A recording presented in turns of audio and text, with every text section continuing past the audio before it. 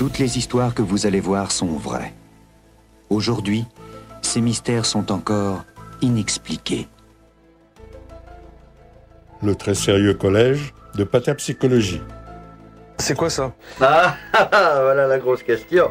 Un des principes fondamentaux est d'ailleurs celui de l'équivalence des contraires. C'est peut-être ce qui vous explique ce refus que nous manifestons de ce qui est sérieux et de ce qui ne l'est pas, puisque pour nous, c'est exactement la même chose. Mais voyez quelle extravagance! De toute façon, il y aura des fluctuations spatio-temporelles. Pourriez-vous éclairer nos auditeurs avides de lumière? Nous vous écoutons dans le plus grand recueillement.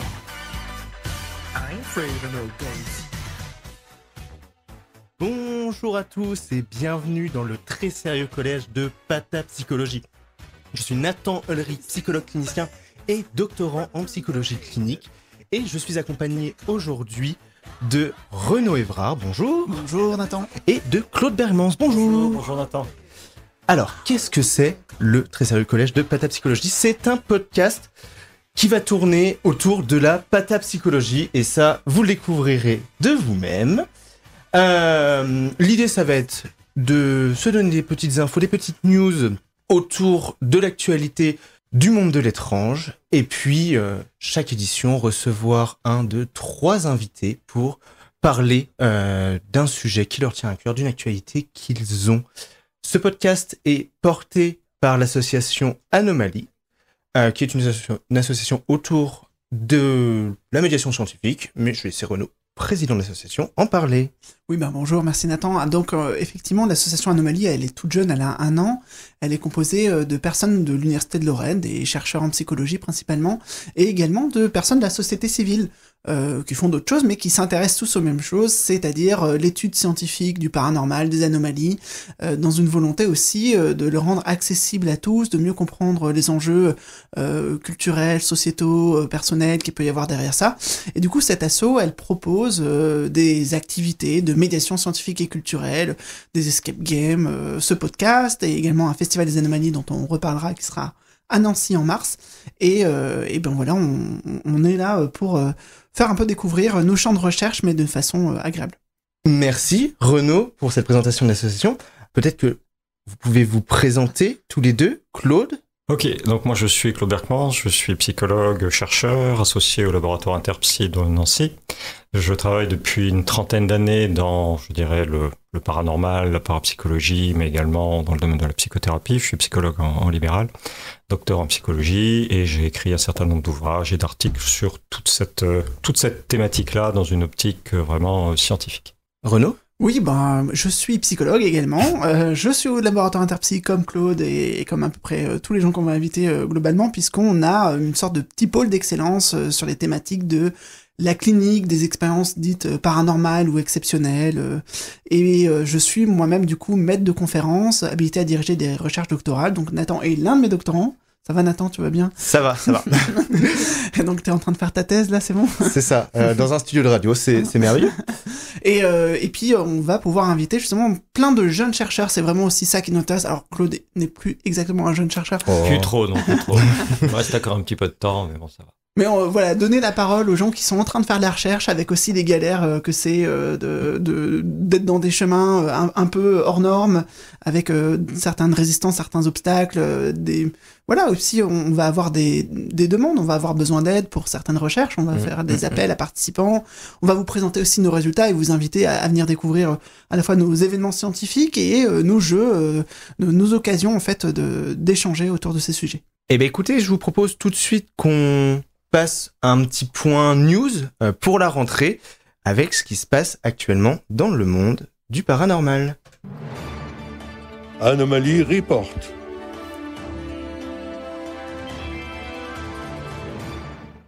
Alors, je vais présenter différents événements, justement pour vous donner des occasions de regarder. Alors, le monde du paranormal va se réduire localement, beaucoup. Mais on a une première journée d'études. En fait, c'est sur 2 jours, le 11 et le 12 septembre 2025, à Paris, mais également en visio et gratuitement. Donc, vous pouvez très facilement y accéder. Ce sont des journées d'études sur le thème trans et études de genre. Donc c'est Paris 8 et le laboratoire Interpsy qui organisent très régulièrement des colloques sur des états non ordinaires de conscience, en lien avec un DU, un diplôme universitaire qui se trouve à Paris 8.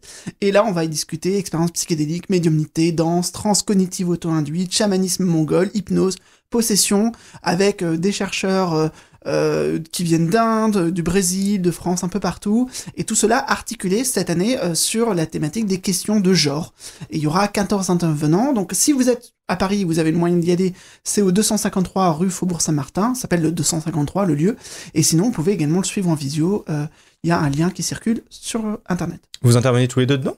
Non, moi je vais le suivre en visio, Okay. mais j'interviens pas dedans. Non. Okay. Et moi j'interviens effectivement, je suis co-organisateur donc ça peut aider pour me placer dans le programme, mais je pars d'un truc, c'est que comme je dis que je travaille sur les trans, très souvent les gens me font la remarque trans, mais lesquels en fait, et du coup je vais me placer à la croisée de ça. Qu'est-ce qu'il y a en commun entre les états non ordinaires de conscience, la transsexualité, et puis aussi des genres de sexualité qu'on appelle kink, qui sont un petit peu hors normes, non ordinaires. Autre manifestation, là, plus locale pour les Nancéens, on va avoir plusieurs choses qu'on a programmées et qu'on a organisées toute l'année. Donc le premier, ça s'appelle Nancy Hypnose. C'est un parcours ludique numérique. C'est-à-dire que dans la ville de Nancy, vous allez pouvoir vous promener avec une application gratuite qui s'appelle Baludique et résoudre une enquête autour d'un crime sous hypnose, commis sous hypnose. Et vous allez rencontrer des protagonistes du tournant du XXe siècle qui ont marqué l'histoire de l'hypnose à Nancy, puisque en fait, on est une sorte de grande capitale mondiale de l'hypnose. Alors peut-être que tout le monde l'a oublié, mais c'est une façon de redécouvrir. Donc vous avez un parcours en mode découverte qui dure à peu près 1h30 et qui a moins d'énigmes, qui est un peu moins lourd au niveau du contenu, et puis un parcours passionné pour les curieux qui aiment l'histoire, les investigations. Il y a davantage de contenu, il y a notamment des acteurs qui ont doublé le texte, et amateurs ou professionnels, ça va être très drôle. Donc le point de départ de tout ça, c'est à l'Office du Tourisme, place Stanislas. Vous allez avoir un QR code, une application Baludique à télécharger, et vous allez pouvoir vous promener quand vous voulez. C'est en parfaite autonomie, seul, à plusieurs.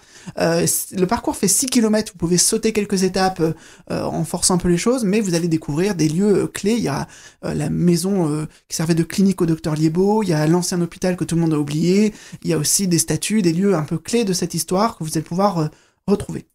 Pour découvrir l'hypnose à Nancy, dans la même idée, le 26 septembre, c'est un vendredi, nous organisons une journée d'études gratuite consacrée le matin surtout aux aspects historiques et l'après-midi aux aspects contemporains de la pratique clinique, mais aussi de la recherche sur l'hypnose à Nancy, voilà, principalement. Donc ça s'appelle l'hypnose à Nancy du guérisseur au psychothérapeute. Ça se déroule dans l'amphithéâtre de la présidence de l'Université de Lorraine, donc c'est cours Léopold, 34 cours Léopold, et en fait c'est encore une fois gratuit, donc vous vous pointez, il y a 140 places, il n'y a pas de réservation à faire. Vous allez avoir des gens comme Bernard Andrieux, Dominique Notaire, Antoine Bioy, Chloé Vunemain qui vont pouvoir parler des différents protagonistes, de Freud qui était venu se former à Nancy, de gens qui ont travaillé du côté du droit, du côté de la physiologie, etc. Et vous avez l'après-midi le fondateur de Archhypnose, donc un des plus grands centres de formation sur l'hypnose sur la région parisienne, qui s'appelle Kevin Finel, qui vient présenter l'évolution des formes d'hypnose à travers le temps. Et puis, après ça, il y aura une grosse surprise, je peux pas vous en dire beaucoup, mais c'est intitulé Voyage dans le temps. Et après ce voyage dans le temps, vous avez une neuroscientifique belge, Aminata Bissego, qui va présenter Hypnose quand le cerveau fait comme si, et donc nous allons ensuite proposer aux participants de faire tous ensemble le parcours Nancy Hypnose dans la ville. Il y a encore d'autres choses plus lointaines, mais... Ça passe des choses à Nancy. Voilà, c'est ça, on bouge pas mal. On va organiser un congrès début décembre, vous pouvez déjà vous bloquer les dates, parce que ça va être assez exceptionnel. C'est le premier congrès international des expériences exceptionnelles de fin de vie, c'est un peu le mot, et ça s'appelle La mort et ses exceptions. Et donc le 4 et 5 décembre, on va se réunir dans le même amphi, d'ailleurs, il y aura peut-être plus d'indications, il y aura peut-être un autre amphi qui va s'ouvrir pour nous, mais l'idée c'est de rassembler un certain nombre de chercheurs de premier plan, même au niveau français et international, qui travaillent sur des phénomènes comme la communication avec les défunts, spontanée ou provoquée, le phénomène de lucidité terminale. Donc on a Marine Mutis, qui est une doctorante qui a fait sa thèse, la première thèse au monde sur ce sujet, qui participe, qui est membre de notre équipe du podcast, et puis d'autres chercheurs comme Chris Rowe, Michael Nam, Christine Faver-Caputo. C'est pas forcément des gens dont on entend souvent parler, mais qui sont quand même des auteurs de pointe dans leur pays assez connus. Alors, dans les personnes un peu sympas qui viennent, il y a Christophe Fauré et Evelyne Elzasser-Valarino qui vont venir présenter leurs travaux justement sur les frontières entre la vie et la mort. Ça c'est un peu sympa. Les autres, moins. Non, ils sont vraiment chelous les autres. D'accord, ok. Et voilà, donc voilà, on a plein de thématiques. Il y a aussi des étudiants qui vont présenter leurs travaux. Il va y avoir des ateliers un peu pratiques, des ateliers également où Nathan, tu vas pouvoir intervenir pour présenter un jeu de société qu'on a créé autour justement des trans, des amnésiaques de conscience.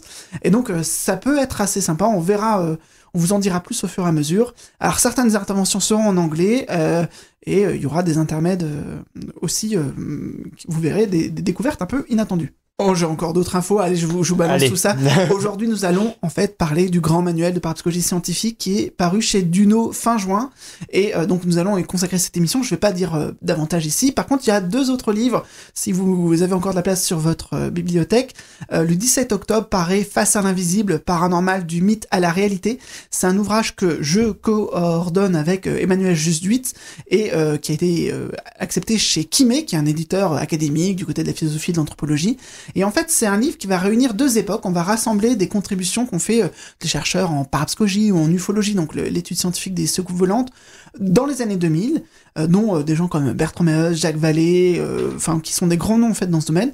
Et puis on a sollicité des auteurs plus contemporains, Thomas Rabéron, Olivier Rimbaud, Thibaut Grèce, Mario Varvoglis, etc., pour aussi croiser ce regard 25 ans plus tard, une sorte de tour d'horizon des grandes questions qui peuvent se poser lorsqu'on s'intéresse au paranormal, avec du coup une pluralité de points de vue, de disciplines qui sont convoquées. Et encore dans les mois qui viennent, je n'ai pas encore la date de sortie, il y a un gigantesque livre en 2 volumes qui va réunir des entretiens avec le défunt parapsychologue François Favre, qui a consacré sa vie en fait à l'étude de la parapsychologie, et Philippe Garnier, qui est actuellement maître de conférences en sciences de l'éducation, qui était étudiant à l'époque. Et en fait, François Favre a décidé de renoncer à l'exercice de son métier de psychiatre pour consacrer 8 heures par jour à étudier ce champ très redouté, très controversé de la parapsychologie, et il dégage de tout ça une compréhension assez générale, un modèle théorique, métaphysique assez complexe, mais qui vient combler une sorte de vide explicatif en matière de parapsychologie. En fait, on dit qu'on a des anomalies, on ne sait pas trop bien ce qu'il y a derrière.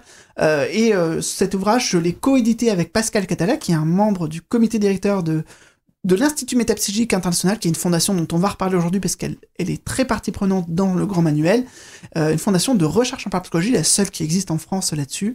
Et donc, on a un manuscrit posthume qui donne des clés pour rendre accessible au plus grand nombre vraiment l'avancée des réflexions, des travaux, des concepts qu'on a là-dessus. Cet ouvrage a été rendu possible grâce à une campagne de financement participatif. Alors, j'en profite encore une fois pour remercier toutes les personnes qui ont contribué, et j'avais réalisé l'année passée un séminaire consacré à présenter justement la pensée de François Favre. Donc quand ça sort, ça va être un truc un peu gigantesque, puisqu'on est parti sur 1150 pages en 2 volumes. Faut vraiment je l'ai feuilleté, effectivement, c'est un beau bébé, oui. Donc c'est assez terrible. Et puis je vais céder la parole pour une dernière info du côté de Nathan. Effectivement, merci Renaud. Petite information pour moi. Renaud, tu l'as dit, je suis en thèse, je suis doctorant, et dans le cadre de ma thèse, j'ai besoin de vous, puisque j'ai besoin de participants âgés de 18 à 70 ans pour participer à une étude sur l'impact des microchamps électromagnétiques sur la pensée et l'imagination.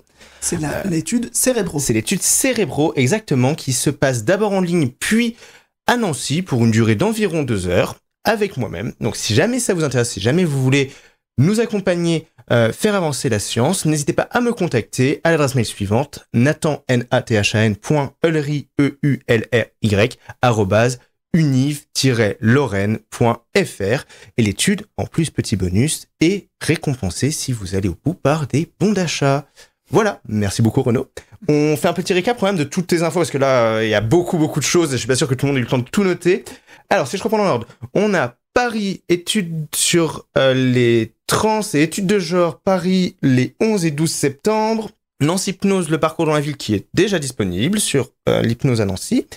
La journée d'études Hypnose à Nancy pour continuer dans la lignée le 26 septembre à Nancy. Le colloque sur les expériences exceptionnelles de fin de vie, toujours à Nancy, les 4 et 5 décembre. Et le grand manuel de parapsychologie scientifique, on va en parler plein aujourd'hui. Déjà disponible en librairie. Et les 2 autres livres qui ne devraient plus trop tarder. Merci. Alors, on a commencé un petit peu à teaser ce grand manuel de parapsychologie scientifique. C'est un ouvrage qui est sorti le 25 juin, un ouvrage collaboratif aux éditions Duno. On a 3 directeurs, dont 2 ici avec moi dans la salle, à savoir Renaud Évrard et Claude Bermans. En 3e directeur, Paul-Louis Rabeyron. En plus de ces 3 directeurs d'ouvrage, 13 collaborateurs, 648 pages sur la parapsychologie scientifique. Est-ce que vous pourriez nous présenter un petit peu ce que c'est ce grand manuel de parapsychologie scientifique ? Alors en fait, c'est une aventure qui a commencé il y a 4 ans à peu près, grosso modo. Bon, moi je me suis toujours intéressé à la parapsychologie depuis une 30aine d'années à peu près. Et comme le monde évolue aujourd'hui, je dirais qu'il y a plus de possibilités. J'ai contacté Renaud Évrard et on s'est dit, tiens, pourquoi pas faire un manuel de parapsychologie scientifique, un petit peu sur le modèle des manuels anglo-saxons qui existent. Bon, il n'y en a pas des tonnes, mais ils existent. Il y en a au moins 4-5 de pertinents. Et en France, à ma connaissance, il n'y a jamais eu une direction d'ouvrage autour de ça. Il y a eu des manuels dans les années 60 de René Sudre, il y a eu des gens qui ont écrit des thématiques sur la parapsychologie, mais il n'y a jamais eu vraiment un manuel global qui regroupe 15, 16, 17 participants. Donc voilà, c'était l'idée qui a été lancée à Renaud, qui a jumpé sur l'idée, si je puis dire. Merci beaucoup, Claude. 4 ans de travail, merci beaucoup. Et puis on a demandé, donc bien sûr, à l'IMI, donc l'Institut Métapsychique International, qui sont les référents dans ce domaine aujourd'hui, une association, et Paul-Louis Rabeyron, donc qui est pédopsychiatre, nous a rejoint dans la direction d'ouvrage. Et on a commencé à créer un petit peu qu'est-ce qu'on allait pouvoir mettre dans ce manuel. Quel type d'ouvrage ça allait être? Est-ce que ça allait être du grand public? Est-ce que ça allait être quelque chose de scientifique, etc., etc., etc. Et comme vous pouvez vous l'imaginer, on a fait pas mal de conférences, de touch and go, d'entretiens, etc., pour finaliser à un moment donné quelque chose et avoir un contenu qui a du sens et qui s'est mis en place progressivement avec différentes thématiques sur, je dirais, les thèmes les plus importants de la parapsychologie aujourd'hui, mais de la parapsychologie scientifique. Parce qu'aujourd'hui, on trouve sur Amazon ou sur tout ce que vous voulez un certain nombre d'ouvrages avec le terme parapsychologie, mais des fois on parle de plein de choses fort intéressantes, mais c'est pas nécessairement de la parapsychologie scientifique. Alors justement, quelle différence tu fais entre de la parapsychologie fort intéressante et de la parapsychologie scientifique? Alors aujourd'hui, le terme de parapsychologie, c'est un terme malheureusement un peu fourre-tout, comme le paranormal, comme le New Age, comme la spiritualité, etc. Et vous allez trouver des gens qui vont faire des choses sans doute très intéressantes et qui vont appeler ça la parapsychologie, mais ça peut être un peu de radiesthésie, ça peut être un peu de guérison énergétique, etc. Là, on est sur un ouvrage scientifique qui est tout à fait similaire à des ouvrages de psychologie, des ouvrages même de médecine, avec, je dirais, des gens qui sont tous universitaires, qui ont tous un doctorat, qui ont tous un lien avec le monde universitaire et qui ont écrit et publié des ouvrages avec comité de lecture, etc. Et c'est ça le côté scientifique, vraiment très important, qui fait défaut un petit peu, je dirais, à toutes les questions qu'il y a autour de la parapsychologie, puisqu'il y a un vrai débat autour de ça aujourd'hui. Et juste pour terminer, l'idée c'était de montrer que, et tout le monde n'est pas d'accord sur ça, bien évidemment, que la parapsychologie scientifique aujourd'hui existe depuis X années dans le monde anglo-saxon, et ça serait très pertinent qu'elle arrive enfin dans le monde francophone. Je ne dis pas qu'elle n'est pas déjà arrivée, mais je pense que ce bouquin va favoriser cette démarche. Alors, je peux dire que parapsychologie scientifique, c'est un oxymore. Moi, on me le renvoie toujours à la figure en me disant, mais c'est pas possible d'aligner ces deux mots ensemble. Voilà, souvent on entend ça, effectivement. Parce que là, dans ce que tu dis, c'est pas un titre protégé. Faut toujours le rappeler. Les gens peuvent mettre une plaque en disant parapsychologue, et nulle part dans le monde, de toute façon. Et il y a des gens qui ont des dons, qui ont vécu des expériences, et qui, à partir de là, pensent à avoir un savoir qui peut être intéressant, et ça peut être le cas. Mais là, quand on dit scientifique, on n'arrête pas de le plaquer, mais ça veut dire se référer à une communauté qui est critique, autocritique. À chaque fois qu'il y a une affirmation qui est faite, il faut aller trouver des références empiriques, des études qui viennent les appuyer, puis il faut les donner, ces références. Il faut que les gens puissent aller vérifier par eux-mêmes qu'on n'a pas distordu la vérité. Et donc, les auteurs, les contributeurs sont des gens qui ne prétendent pas avoir des pouvoirs magiques, qui ne prétendent pas avoir des expériences incroyables et un témoignage à faire de leur vivant, etc. Et c'est plutôt, on va vérifier ce que les autres ont pu prouver, quel est un peu le consensus, et on fait... c'est pour ça que ça prend 4 ans. Ah oui, tout à fait. Non, c'est quelque chose qui a mis beaucoup de temps à se mettre en place, justement pour faire la part des choses entre la croyance et la science. Et c'est toute la question.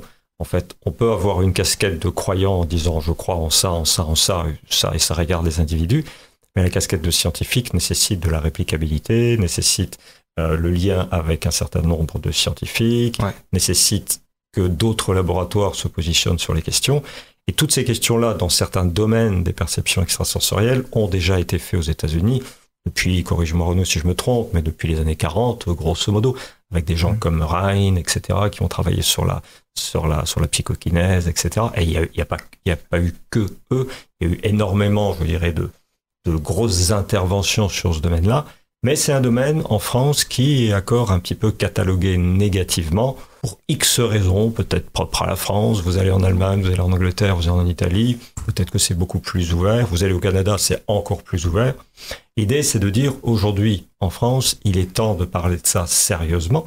Alors, on parle de parapsychologie scientifique, on pourrait parler d'études des expériences exceptionnelles, on pourrait parler de psychologie anomalistique, mais dans tous les cas de cause, il y a des anomalies cognitives qui existent, et le champ de la parapsychologie, qui n'est peut-être pas le meilleur nom, mais qui est celui en tout cas qui fait résonance chez beaucoup de gens, a été utilisé pour cet ouvrage, et justement a permis, je dirais, à la plupart des chercheurs français qui sont soit dans la médecine, soit dans la psychologie, et qui s'intéressent au paranormal dans ce sens-là, de positionner un chapitre, un point de vue dans cet ouvrage.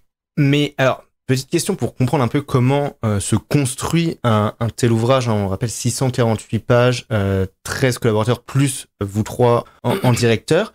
Comment on réunit les Avengers pour écrire le grand manuel de parapsie scientifique ? Bah là, il y a des gens qu'on connaît depuis très longtemps, en fait. On les pratique depuis un moment. Et on s'est amusé d'ailleurs à les associer alors qu'ils n'avaient pas forcément toujours bossé ensemble. Il y a des rencontres au final. Oui, qui ont été faites. Et on sait que chacun a un petit domaine de spécialité. Alors on voit s'ils sont disponibles, s'ils sont motivés par le projet. Et dans ce cas-là, il s'est trouvé qu'on avait un peu des trous dans la raquette. Notamment sur la précognition. On a quelques chercheurs, mais il y avait une spécialiste du coup qu'on a contactée qui s'appelle Julia Mosbridge, qui a accepté de reprendre un chapitre de pointe, de synthèse sur les recherches. Vraiment, ça met vraiment en défi notre conception du temps. Et puis on avait un autre trou dans la raquette qui était sur les approches culturelles et sociales. On a encore une fois des bons chercheurs francophones qui n'étaient pas disponibles pour l'occasion. Et là, on a un ami américain qui est un professeur d'histoire des religions à l'université Rice au Texas. Donc c'est Jeffrey Kripal. Et Kripal, il est assez magique dans sa vision des choses. Il a une façon d'écrire assez spectaculaire. Et il nous a fait un lien entre le champ du paranormal et la science-fiction pour un petit peu questionner notre rapport social à tout ça. Oui, et ouvrir le champ de la parapsychologie à d'autres domaines que simplement le côté plus perception extrasensorielle, ce qu'on appelle les effets psy. Psy, pas psychologique, mais psy dans le sens PSI. Ouais. Oui, donc en fait, c'est un ouvrage qui naît d'une lacune francophone. Il manquait ce livre-là. Clairement. Mais en fait, c'est un ouvrage qui est international, au moins dans ses contributions. Tout à fait. Aujourd'hui, il existe un certain nombre d'ouvrages dont j'ai plus les titres en tête. Renaud doit les avoir, mais grosso modo, c'est l'équivalent de grand manuel de parapsychologie, voilà, en anglais, Variety of Anomalous Experience. Il y en a un de Cardena, je sais plus, t'as le titre peut-être en tête, Renaud. Handbook of Parapsychology, vraiment tout. Parapsychologie, etc. Et voilà. Et en France, il y avait rien. Il y avait vraiment rien autour de ça. Il y a aussi beaucoup de gens dans le monde universitaire qui considèrent la parapsychologie comme quelque chose de peu sérieux. Et en fait, il y a une énorme méconnaissance du sujet. Une réelle méconnaissance du sujet. Et l'objectif était de dire, messieurs les gens, vous ne connaissez pas ce sujet, alors achetez ce livre, lisez-le, et ensuite on aura le temps d'en discuter. Mais oui, parce que pour moi, c'est une gênance au quotidien, parce que j'ai des étudiants ou des collègues qui viennent vers moi, ils me demandent, je peux lire quoi ? La première question, c'est, vous lisez bien l'anglais, ça va ? Vous pouvez vous taper des sommes en anglais ? Et là, c'est pas toujours évident, et là, ça fait 20 ans que ça dure. Je veux dire, je peux renvoyer sur des livres de bonne vulgarisation, mais ce sera pas complet, on n'aura pas forcément la rigueur académique, et puis il y a des livres très spécialisés, j'ai l'expérience de mort imminente ou tel truc, mais on va pas faire le tour d'horizon. Et là, vraiment, on voulait un truc où quelqu'un qui veut fouiller, même s'il va pas avoir un intérêt pour tous les chapitres de la même façon, il a une base de travail pour les 20 prochaines années. Voilà, et c'est une base très pointue. Les articles qui ont été écrits, c'est vraiment des chercheurs qui sont allés jusqu'au fond de la recherche. On s'est pas contenté de lire un livre ou deux sur les perceptions extra-sensorielles. Non, c'est vraiment un état des lieux extrêmement pointu, avec une bibliographie qui fait au moins une trentaine de pages, si mes souvenirs sont bons. C'est vraiment un état des lieux précis sur l'équivalence de ce qui s'est fait aux États-Unis dans les 30-40 dernières années. Et à ma connaissance, il y a des ouvrages qui existent, à mon avis, un petit peu aussi en allemand, en italien, mais en France, donc dans le monde francophone, c'est le seul et premier ouvrage qui existe, et c'était vraiment une nécessité.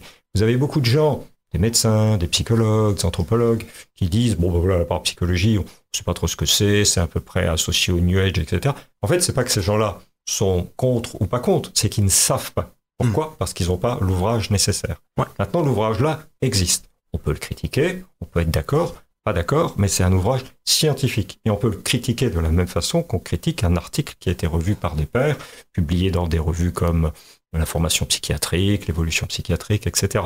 C'est ce même niveau de pertinence et de scientificité qu'on a essayé de faire. Je pense qu'on a bien fait le travail. Mais alors, justement, une critique qu'on peut faire aux articles scientifiques, c'est un peu, c'est pas forcément accessible. Renaud, tu parlais d'étudiants dont tes collègues, je pense, lisent des articles scientifiques, mais d'étudiants ou même de personnes lambda qui veulent se pencher sur la parapsie, à qui on pourrait conseiller ce livre. Mais est-ce qu'il n'y a pas un risque que ça manque de vulgarisation? Est-ce que c'est accessible pour qui veut juste s'y intéresser alors qu'il n'y connaît rien? C'est accessible parce qu'on a quand même essayé de l'écrire d'une manière accessible. Maintenant, quand on parle, par exemple, il y a un ouvrage sur la physique quantique. Quand on parle de parapsychologie, on parle toujours très souvent de liens avec d'autres sciences comme la physique quantique. Oui, là, ça va être compliqué, mais ça sera toujours comme ça. Quand on parle de spiritualité et de parapsychologie, c'est plus abordable. Et on a justement essayé de créer ce livre avec des encadrés, avec des anecdotes, avec des histoires, avec des études de cas. Je veux dire, quelqu'un qui fait des études supérieures ou même qui est intéressé par ce type de choses peut très bien rentrer dans cet ouvrage-là. Alors oui, sur 16-17 chapitres, il y en aura peut-être un ou deux un peu plus costauds qui nécessitent peut-être d'être relus une fois ou deux. Mais c'est tout à fait abordable. Il y a une idée, il n'y a pas de prérequis en fait. Vous pouvez venir de n'importe quelle discipline avec... à chaque fois qu'il y a un concept, à chaque fois qu'il y a un outil statistique, il va être expliqué, il va y avoir un truc. Et quand on sent nous-mêmes que c'était un peu rude, on a rajouté des illustrations, on a essayé de faire des métaphores. Okay.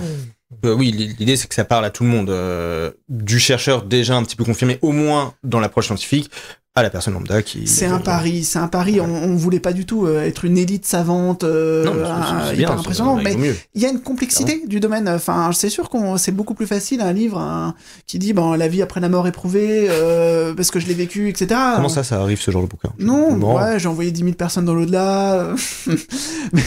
mais là, il y a des défis scientifiques, des controverses. Il faut pouvoir en rendre compte en disant, vous savez, on a 150 ans de recherche derrière nous, il y a de la technicité qui s'est gagnée, il y a des enjeux qu'on appelle épistémologiques sur la façon même de faire des preuves, de faire de la science. Et donc tout ça, on est quand même obligé de le mobiliser parce que ça fait partie du débat. Sur toute cette littérature sur le paranormal, il y a 3-4 grandes catégories. Il y a vraiment ce que moi j'appelle la parapsychologie scientifique, donc les expériences anomales étudiées d'une manière sérieuse, scientifique, comme peut faire un psychologue quand il fait une étude des cas, quand il fait une approche expérimentale sur un point clinique, etc. Donc ça, c'est le cœur de cet ouvrage. Il y a des gens qu'on qualifie souvent un petit peu de perchés, ça veut tout dire et rien dire, et qui disent, nous, on a vécu des choses, on transmet ce qu'on a vécu, mais on ne cherche rien à prouver, faites votre propre représentation. C'est tout à fait pertinent. Et vous avez après des gens qui vont dire moi j'ai fait ci, j'ai fait ça, je suis allé à droite, je suis allé à gauche. Et là, il faut rester un petit peu prudent. C'est à peu près les 3 grosses catégories que je pourrais voir. Et ces 3 catégories, des fois, on ne sait pas trop quand on achète un bouquin dans quelle catégorie il est. Ici, on est vraiment dans un ouvrage scientifique, même si tout le monde n'est pas d'accord. Les gens ont le droit de ne pas être d'accord. Mais avant de dire, et je connais déjà des gens qui vont dire cet ouvrage-là, par psychologie scientifique, ça ne veut rien dire. Lisez-le et ensuite on peut en discuter. Avant de dire, non, c'est quelque chose qui n'existe pas. Et ça, c'est la première démarche scientifique, c'est de dire, on prend l'information, on la lit, on peut la critiquer et ensuite on commence à ouvrir le débat. Et c'est comme ça qu'on souhaiterait le présenter et entrer dans cette dynamique. Le livre en lui-même est découpé en 16-17 chapitres sur des thématiques variées. Est-ce que c'est un livre à lire d'une traite sur la plage cet été, bon c'est un peu tard, au risque de s'enfoncer dans le sable étant donné l'épaisseur du livre, ou c'est un livre qu'on pourrait dire à picorer, c'est-à-dire qu'on peut aller chercher un chapitre sur ça, est-ce qu'il y a une manière de le lire un peu type ou... Alors, on a quand même agencé les chapitres pour qu'il y ait une cohérence, qu'il y ait une progression. On commence par poser l'histoire de ce domaine, on introduit les grands concepts, les grandes avancées. La parapsychologie a évolué en 150 ans, elle est passée d'une étude d'enquête de terrain à des études en laboratoire expérimental, et puis du coup on fait un compte-rendu de l'état de l'empirie, et on va aller chercher, donc Claude a beaucoup parlé de cognition anomale, de perception extrasensorielle, donc le phénomène le plus classique, on entend parler de télépathie, de prémonition, de clairvoyance. On sait quoi de ça? Ben voilà, on a un bilan de ces recherches. On en a un autre sur la psychocinèse, alors moi je dis version française et pas psychokinèse version anglaise, puisqu'on dit pas kinéma. Tu dis pas comme ça, toi? Bah, en allemand, on dit kino, mais... Ah, ja, gern. Et du coup, et voilà, aussi un bilan sur la psychocinèse. Il y a une forme de psychocinèse, et d'ailleurs c'est toi, Claude, qui la traite, qui est la guérison, la biopsychocinèse, comment on va peut-être influencer les êtres vivants. L'influence à distance, l'influence de l'intention à distance, ce que fait aujourd'hui énormément de guérisseurs. Il y a plein de gens qui se disent guérisseurs. Il y a tout un panel autour de ça. Et quand vous regardez le feedback des patients, des fois, il y a des choses assez exceptionnelles, ce qui se passe. Donc, on étudie ou on n'étudie pas. Si on n'étudie pas, on croit. Et on a le droit de croire ou pas. Mais l'intérêt, c'est d'étudier et de voir ce qui se passe. Et un élément qui est très important et qui rentre dans le domaine scientifique, sur lequel il faut, je pense, maintenant vraiment se développer, c'est comment on peut mesurer ce genre de choses. Et pour ça, on doit faire appel à de la multidisciplinarité scientifique, des physiciens, des médecins, des psychologues, des anthropologues. Et je pense que c'est justement cette approche multidisciplinaire de ce domaine qui va faire émerger les choses. Et on inclut aussi, après ça, un chapitre sur les phénomènes de poltergeist et d'apparition. Ce sont des phénomènes beaucoup plus spontanés. On a beaucoup de mal à les amener en laboratoire, mais on a tellement de cas bien documentés qu'on peut les croiser et on essaie d'en dégager des statistiques, un début de connaissance, des hypothèses. Et donc voilà, on fait ce tour d'horizon de l'empirie, et ensuite on en vient à tout ce qu'il y a autour, mais comment on peut comprendre ça, comment c'est critiqué, comment c'est reçu par la communauté scientifique, les aspects de la spiritualité, de la culture, de la société, les aspects cliniques, comment on prend en charge. Bref, on peut travailler avec différents angles d'attaque, et c'est ce qu'on a essayé de faire. Alors on peut picorer. Si on souhaite picorer et s'intéresser que à l'aspect clinique, que à l'aspect historique, philosophique, théorique, on va aller chercher, et de toute façon, ce sera pas mal. Pour 2025, on est assez à jour. Dans 10 ans, on verra, mais là, on est bien. C'est un bon début, en tout cas. Pour des gens qui voudraient un point de vue complet, comme nous, quand on fait une formation, on veut vraiment que les gens aient entendu, même si ça demande d'aller chercher des disciplines dont on n'a pas forcément l'habitude, cet objet-là, le psy-PSI, le paranormal, il est clairement un objet transdisciplinaire. Alors, tu disais, Claude, justement, qu'il fallait étudier ces phénomènes, etc. À quel point, justement, c'est des phénomènes qui sont étudiés dans le monde, qu'on retrouve dans le monde, tous ces phénomènes autour de la parapsychologie? Moi, je me base un peu sur mon expérience des 35 dernières années où, effectivement, on est face à ce qu'on appelle aujourd'hui des anomalies, des choses étranges. Si vous allez voir votre grand-père, qui est peut-être encore vivant, etc., il aura plein d'histoires à vous raconter. Et ça existe dans toutes les cultures. Vous allez aux Indes, vous allez en Afrique, vous allez en Amérique du Sud, vous serez baigné dans ça tout le temps. Vous allez dans les Vosges, ça marche aussi. Peut-être chez nous. Voilà. Peut-être dans les Vosges aussi. Par contre, dans les milieux scientifiques, je dirais très très matérialistes, et c'est pas du tout une critique, on a tendance à se protéger et à dire moi je ne crois ou je ne vois que ce que je peux mesurer, etc. Et c'est pas négatif en soi. Par contre, ça veut pas dire qu'il faut se fermer à toutes ces choses. Je veux pas dire le paranormal, mais le mystère, on va dire, a toujours existé dans notre société. C'est mon point de vue. On l'appelle l'anomalistique aujourd'hui. Et maintenant, on a des moyens, on a une ouverture d'esprit, on a de la transdisciplinarité, notamment avec l'anthropologie, etc., pour étudier ce genre de choses. Et j'ai tendance à dire, il est temps de s'y mettre. Et le monde académique aussi, quelque part, ça serait judicieux qui commence vraiment à se positionner sur ça. Alors, il y a des débuts, il y a des embryons, mais bon, c'est pas facile, parce qu'on est toujours pris, selon moi, je me trompe peut-être, sur des petites guerres de clochers, en disant oui, mais non, la parapsychologie, comme c'est pas scientifique, ça n'existe pas. Mais en fait, tant qu'on ne l'étudie pas, on ne le sait pas. Et on revient à des choses, à faire des métaphores un peu grossières. Vous remontez une centaine d'années en arrière. S'il y a 100 ans, les scientifiques savaient tout ce qu'on fait aujourd'hui, on serait en plein dans le paranormal, en plein dans la science-fiction.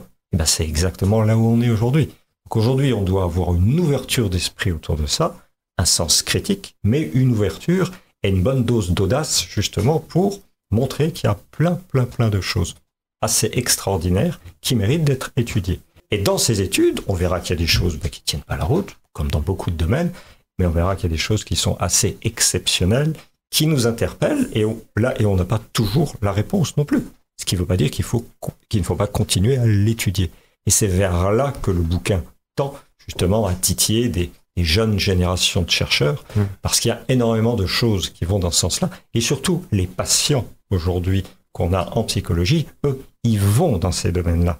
Et des fois, ils vont chez des personnages, chez des acteurs qui font pas toujours du bon travail. Ils sont mal orientés. Alors si nous, psychologues, on s'intéresse pas à ça, qui va le faire? Et aujourd'hui, on a beau dire, Monsieur X, qui est peut-être très matérialiste, va dire, bon, tout ça c'est du pipeau, etc. Ok, c'est son avis, il n'y a pas de problème. Mais les patients vont quand même aller voir les médiums, les guérisseurs, les radiesthésistes, les chasseurs de fantômes, etc. Et ces gens sont totalement perdus. J'ai encore eu un cas dernièrement de gens qui sont totalement perdus par rapport à ça. Donc, vers qui on se tourne? Aux États-Unis, peut-être dans d'autres pays, on se tourne vers ce qu'on appelle ces psychologues attirés par l'anomalistique ou ces parapsychologues.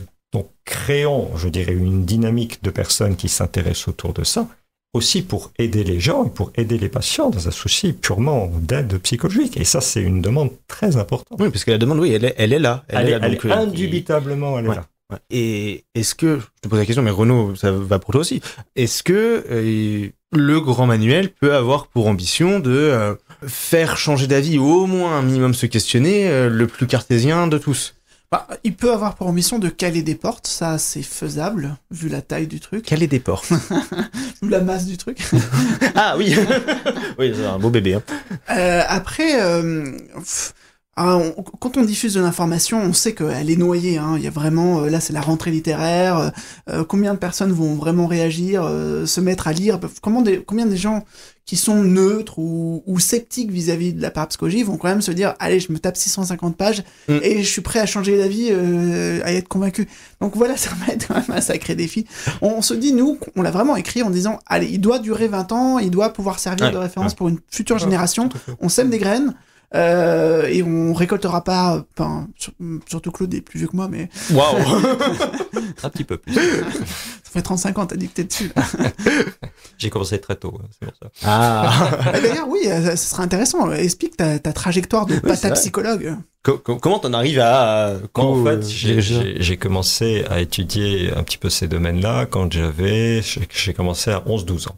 Ah oui, donc tôt. À 11-12 ans, j'ai la chance d'avoir eu des parents et un frère qui avaient une grande bibliothèque avec des manuels de parapsychologie, même de parapsychologie états-unien avec les livres de Rhine, etc., etc. Et voilà, j'ai baigné là-dedans, ça m'a intéressé, et puis j'ai continué, et puis c'était la parapsychologie, la spiritualité, les phénomènes paranormaux, le New Age, tout ce qu'on peut trouver autour de tout ça. Et ce qui fait que, au bout d'un certain année, on amalgame un certain nombre d'informations. Après, on va dans une direction, et la psychologie, c'était les choses qui étaient un peu le plus ouvert à ça. Et même quand j'ai commencé ça dans les années 80, 88, 89, c'était très fermé à ça. Et quand j'ai fait une thèse en 2015, ça a commencé à s'ouvrir sur des thématiques thérapeutiques comme la méditation, par exemple. Alors qu'il y a 30 ans, on n'en parlait pas du tout. Du tout. Il y a 15 ans, ça s'est ouvert. Aujourd'hui, c'est marketingisé comme c'est pas permis. Et on utilise certaines approches méditatives dans le cadre de certaines dynamiques thérapeutiques. Et on voit des résultats intéressants. Maintenant, vous avez des gens qui vivent des expériences exceptionnelles, qu'ils le veuillent ou non. On y croit, on n'y croit pas, mais il y a des tonnes et des tonnes et des tonnes de gens. Et ces gens-là sont perdus. Et pourquoi du coup, t'as pas fait gourou? C'est plus simple, non? Alors, j'ai pas fait gourou parce que j'ai une certaine éthique. Parce que je pense que la compassion et l'altruisme doivent être les moteurs du psychologue. C'est peut-être pas le cas, mais j'ose l'espérer. Et si on est gourou, on va pas dans ces domaines-là. L'idée, c'est d'ouvrir l'esprit, de donner des grilles de lecture. Et plus on a de grilles de lecture de la réalité, plus on a de richesse, plus on est armé face à l'adversité. Et c'est exactement la même chose dans une psychothérapie telle que moi je le vois. Un patient, quand il est pris dans des états, par exemple, anxio-dépressifs, il voit le monde autour d'un tout petit trou, et quand vous arrivez à l'ouvrir, il y a des richesses, il y a d'autres choses qui se mettent en place, et il y a un effet thérapeutique qui se met en place. Vous voyez, des gens qui vivent des expériences exceptionnelles, et il y en a des tonnes, ces gens-là, ils sont perdus. Vers qui ils vont aujourd'hui? Vers des psychiatres? Non, ils ne sauront pas. Ils auront peur d'être enfermés, même si c'est totalement faux. Vers le médecin? Non. Vers qui? Vers des psychologues. La plupart des psychologues ne connaissent pas ça, à part certaines personnes particulières. Mais il y a énormément de gens, ils gardent ça pour eux. Des fois, ils arrivent à vivre avec, mais la plupart du temps, ça les trouble. Je pense simplement des gens qui font des expériences de mort imminente ou des expériences d'OBE, etc., etc.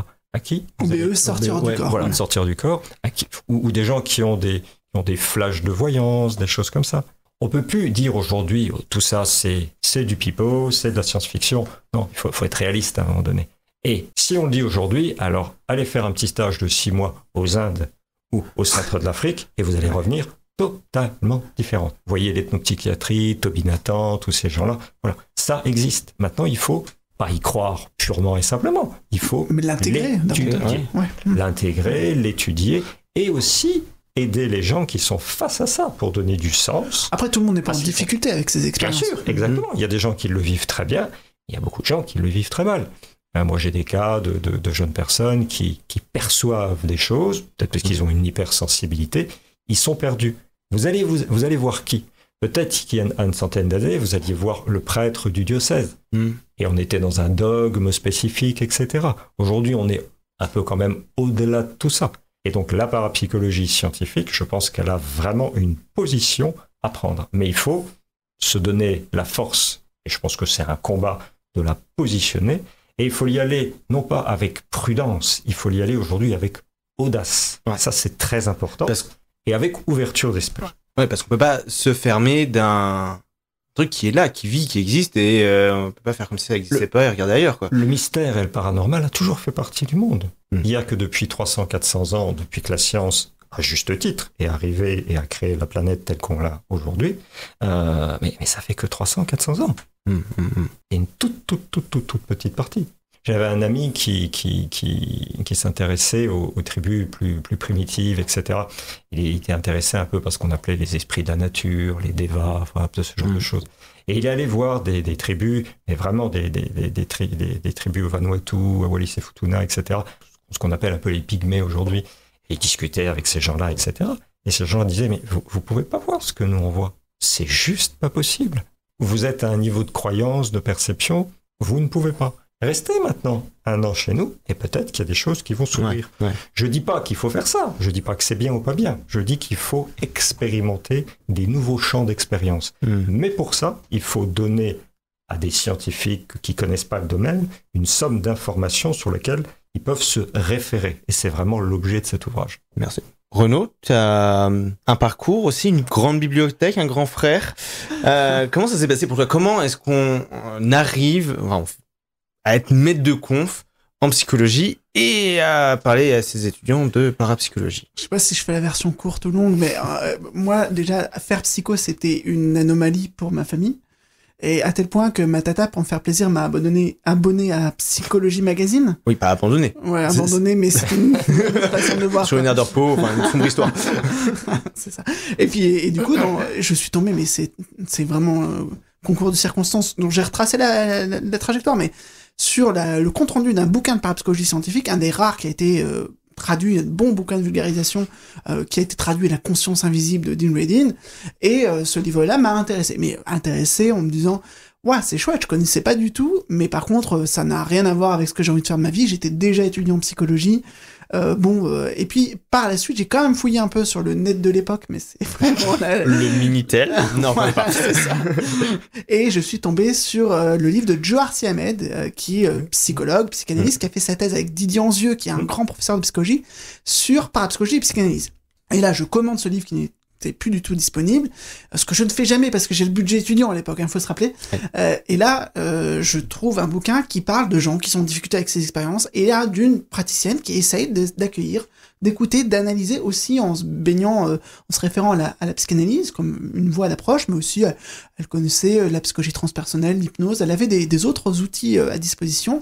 Et là, je me suis dit, ah ouais, c'est chouette, c'est quand même intéressant. Mais c'était un début, et après c'est des rencontres qui viennent d'étudiants en psychologie, d'étudiantes en l'occurrence, qui pensaient que leur appartement était hanté. Alors là, je commençais à être un peu perturbé parce que c'est mes alter ego, moi je suis très formé scientifique, biologie, etc. Et là j'ai des gens du même niveau que moi, mais qui croient au paranormal, et j'étais un peu perdu. Est-ce qu'elles sont psychotiques? Mais en fait elles font des études de psycho, et ouais, ça m'a torturé ce truc. Et par la suite j'ai rencontré des chercheurs, et j'ai surtout essayé de rencontrer d'autres étudiants qui pouvaient partager un début de curiosité et d'intérêt.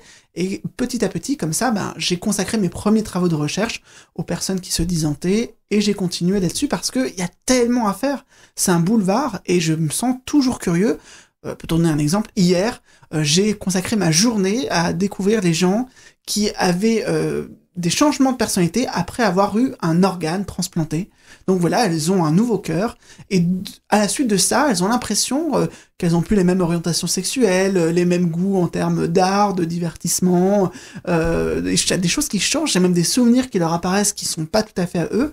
Et donc voilà, ce genre de truc complètement incompréhensible, je trouve ça excitant, je trouve ça finalement intéressant sur le plan être un scientifique. Pour moi, c'est ça. C'est aller vers les choses qu'on comprend pas et essayer de gratter. Et puis, pour un clinicien, je me dis, mais ces gens-là qui ont ces nouvelles personnalités qui émergent, ils doivent être un peu confuses. Donc, qu'est-ce qu'on peut faire pour les écouter, pour les accompagner? Et voilà, c'est typiquement ce genre de questions que je maintiens 20 ans plus tard. Ok. Pour revenir sur le grand manuel, en le parcourant, j'ai vu qu'il y avait des vignettes avec des cas pratiques, des cas, je sais pas si on peut parler de cas cliniques réellement. Mais comment est-ce que on fait quand on est scientifique et qu'on veut s'intéresser à la parapsie pour intégrer comme ça des cas qui nous sont rapportés, des gens qui viennent nous voir, il m'est arrivé ça, et ensuite les intégrer dans un ouvrage qui se prétend avoir la rigueur de celui-ci. Par exemple, quand vous faites un cas clinique, en psychologie clinique, tout simplement, quelqu'un qui a des états, je ne sais pas, des TOC ou des états anxio-dépressifs, vous pouvez faire un cas clinique très particulier. C'est des choses qui se font clairement, et qui se sont déjà fait dans le domaine de la parapsychologie, puisque énormément de cas qui ont déjà été étudiés. Donc on en a repris certains, qui ont déjà été édités par un certain nombre de personnes. Vous avez des grands noms de la psychologie comme William James qui ont travaillé sur ce genre de choses, et même Freud qui a travaillé sur ça, pour pas le citer, mais il y en a plein de gens qui ont travaillé sur ça. Donc vous pouvez reprendre une étude de cas. Là, par exemple, en ce moment, je suis là sur 3 études de cas de gens qui prennent des psychotropes et qui voient des choses extraordinaires aussi. Et ça regroupe des psychotropes ou des psychédéliques? Des psychédéliques, pardon. Des psychédéliques, pardon. Qui voient des choses assez extraordinaires. Donc il y a toute une étude à faire autour de ça. Et ça donne des études de cas. Ce qui n'est pas conseillé et pas légal en France. Qui n'est pas conseillé et légal en France. On va pas squeezer l'émission dès la première. Hein. Non. C'était, en fait, pour être très clair, c'était des collègues qui travaillaient aux Pays-Bas. Donc comme ça, les choses sont claires. Il n'y a pas de souci. Il y a aussi des lois là-bas. Hein. Il y a aussi des lois là-bas. Mais nous concerne beaucoup moins.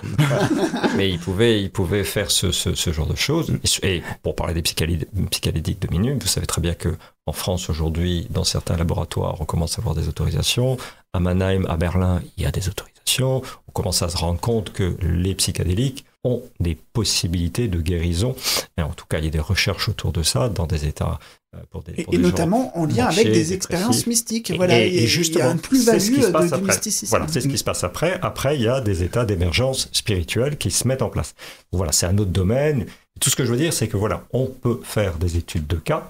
On en a fait certains et on a repris des études de cas existants pour permettre aussi aux gens de dire, voilà, monsieur X a vécu ça, monsieur Y a vécu ça, etc. Mais il n'y a pas des pincettes particulières à prendre, justement, quand on a des récits rapportés comme ça? Il faut vérifier l'information sur des études de cas qui ont été publiées par des pairs, etc., etc. Après... En fait, il y a plusieurs niveaux. Quand on recherche les preuves, les cas, les anecdotes sont un premier niveau. On a tout à fait le droit d'accumuler plein d'anecdotes. Et au bout d'un moment, on se dit, il y a peut-être un truc derrière ça. Et c'est ce qu'ont fait les chercheurs. Ils se sont nourris en fait, des convergences, de la structure qui semblait émerger de ce qu'on appelle la casuistique, le regroupement de tous ces cas, pour dire, par exemple, les enfants avec leurs parents, ils ont des liens affectifs qui semblent nourrir des expériences de télépathie. Par exemple, vous n'allez pas avoir la vision au seuil de la mort de quelqu'un que vous ne connaissez pas du tout. Ça n'arrive jamais, c'est toujours des proches. Et donc, vous allez avoir des choses aussi comme ça qui vont permettre aux chercheurs de dire, je vais orienter mon expérience de manière à tester telle ou telle hypothèse qui surgit dans la nature spontanément. Et puis ce type de cas, ce type d'ouvrage vont aussi attirer des gens qui ont des capacités particulières, qui généralement ne vont pas toquer à la porte du psychologue en disant « j'ai quelques histoires à vous raconter ». Mais quand les gens-là vont lire ce livre ou quand ils viennent à des festivals d'anomalies, ils viennent nous voir en disant « j'ai des choses à vous raconter, j'ai vécu ci, j'ai vécu ça ».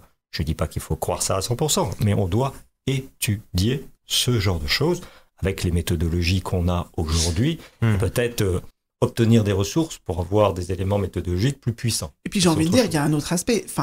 Ce serait quand même dommage que les psychologues, les universitaires, etc. n'aient pas accès à ces informations, alors que suffit de taper sur ChatGPT ou n'importe quel moteur de recherche pour tomber sur des centaines de milliers d'articles. Exactement. Et donc à un moment, quelqu'un qui fait juste le petit travail minimum parce qu'il est motivé, parce qu'il a vécu un truc ou que ça l'intéresse, il va avoir accès à des infos que le psy ne va pas avoir. Et là, il y a un défi, et même déontologiquement pour un psychologue, on a cette obligation de se tenir au courant de l'état des avancées scientifiques des recherches. Là, il y a tellement de recherches en parapsychologie, il n'y a pas forcément des preuves absolues où tout le monde est convaincu, il n'y a pas une théorisation dans laquelle tout le monde dirait c'est bon, c'est plié, on peut passer à la suite. Mais malgré tout, il y a des choses qui sont posées, on peut nommer tel phénomène, on a des idées sur des profils des gens qui vont avoir tel ou tel truc, les conséquences, et à partir de là, on peut un peu normaliser, banaliser, et faire que la parole circule, casser un petit peu le tabou sociétal qui associe le paranormal à des formes sombres de magie, de démonologie, ou de mysticisme, alors qu'en fait, ça arrive, on l'a pas dit, mais c'est 30 à 50% de la population occidentale qui dit vivre au moins une expérience paranormale au cours de sa vie, et puis 50 à 70% qui croient au moins à la réalité d'un certain phénomène. C'est énorme. C'est pour ça que, comme c'est énorme, ça existe. Pourquoi ne pas l'étudier ? Oui, c'est ça, on peut pas passer à côté. Il faut absolument l'étudier aujourd'hui. Et il y a quelque part une espèce de chape de plomb qui dit que, non, n'allez pas sur ce sujet-là. Et là, moi, j'ai tendance à dire, non, je suis pas d'accord. Allons dans ce domaine-là, regroupons les gens qui ont envie d'aller sur ça et témoignons d'un ouvrage qui, j'espère, justement, est bien référencé et qui est bien référencé. En fait, s'il n'y aurait pas de parapsychologie scientifique, ce serait un échec de la science. Voilà, parce que la science, elle a la vocation à éclairer le monde, le réel, et elle développe des méthodologies. Alors parfois, les méthodologies existantes, il faut les raffiner, il faut inventer des choses. C'est la question de la mesure, justement. Et quand on mesure vous avez des gens qui font de la guérison énergétique, etc. Et aujourd'hui, on commence à avoir des mesures fines de champs électromagnétiques, de champs biophotoniques, etc. Et nous, on est psychologue, on n'est pas biologiste, on n'est pas physicien. Il faut qu'on s'allie avec des gens qui ont envie d'aller dans ce sens-là. Et cet ouvrage-là va peut-être donner quelques envies. Et il y a des physiciens, il y a des biologistes, il y a des neuroscientifiques. On a vraiment un couvert...